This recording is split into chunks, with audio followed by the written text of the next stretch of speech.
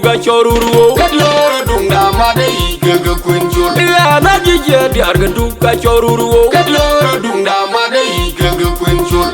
na jije di arga duga choruru Kadlora dunda made igaga kwenjol Oga ngija dunda kwa ngija Tongror ka chol jong macha Kutong dung badiet nang malwal manyer Wa yungu to jene Oga nong ilipola war umanyong lwal Acham yar bangai tono biliu bol Kumadir lumiyay Pandena yen nyoto bai ko chien kurunwan Kung medyo mamor ku jon kwal wa kenyo kwal Cholo denga men ku kayem Abe ka chwal mu yut Tiadin wa bany mai chumuwa at kichi duk be tolo Acham yar bangai tono biliu bol Kumadir lumiyay Pandena yen nyoto bai ko chien kurunwan Kung medyo mamor ku jon kwal wa kenyo kwal Cholo denga men ku kayem Abe ka chwal mu yut Tiadin wa bany mai chumuwa at kichi duk be tolo Acham yar bangai tono biliu bol Kumadir lumiyay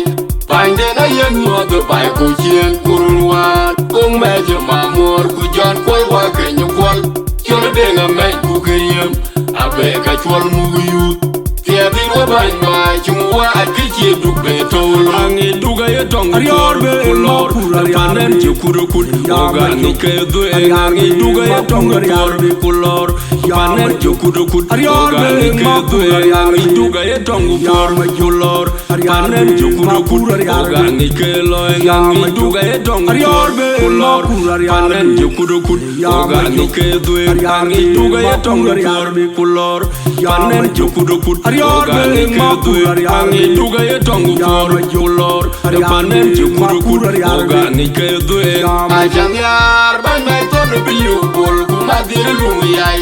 Pandena yen nyoto bai ko chien kurunwan Kung medyo mamor ku jon kwal wa kenyo kwal Cholo denga men ku kayem Abe ka chwal mu yut Tiadin wa bany mai chumuwa at kichi duk be tolo Acham yar bangai tono biliu bol Kumadir lumiyay Pandena yen nyoto bai ko chien kurunwan Kung medyo mamor ku jon kwal wa kenyo kwal Cholo denga men ku kayem Abe ka chwal mu yut Tiadin wa bany mai chumuwa at kichi duk be tolo Acham yar bangai tono biliu bol Kumadir lumiyay Pandena yen nyoto bai ko chien kurunwan Kung medyo mamor ku jon kwal wa kenyo kwal Cholo denga men ku kayem Abe ka chwal mu yut Tiadin wa bany mai chumuwa at kichi duk be tolo na jije di arga duga choruru Kadlora dunda made igaga kwenjol na jije di arga duga choruru Kadlora dunda made igaga kwenjol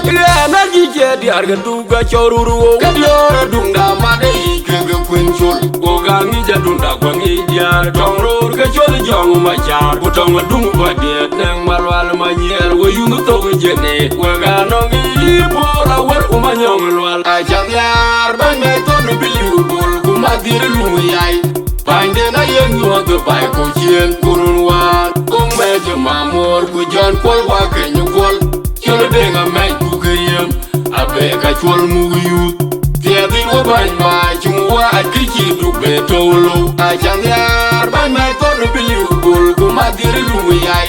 Pandena yen nyoto bai ko chien kurunwan Kung medyo mamor ku jon kwal wa kenyo kwal Cholo denga men ku kayem Abe ka chwal mu yut Tiadin wa bany mai chumuwa at kichi duk be tolo Acham yar bangai tono biliu bol Kumadir lumiyay Pandena yen nyoto bai ko chien kurunwan Kung medyo mamor ku jon kwal wa kenyo kwal Cholo denga men ku kayem Abe ka chwal mu yut Tiadin wa bany mai chumuwa at kichi duk be tolo Angi duga ye tong kulor panen je kurukut Oga ngi kedu angi duga ye tong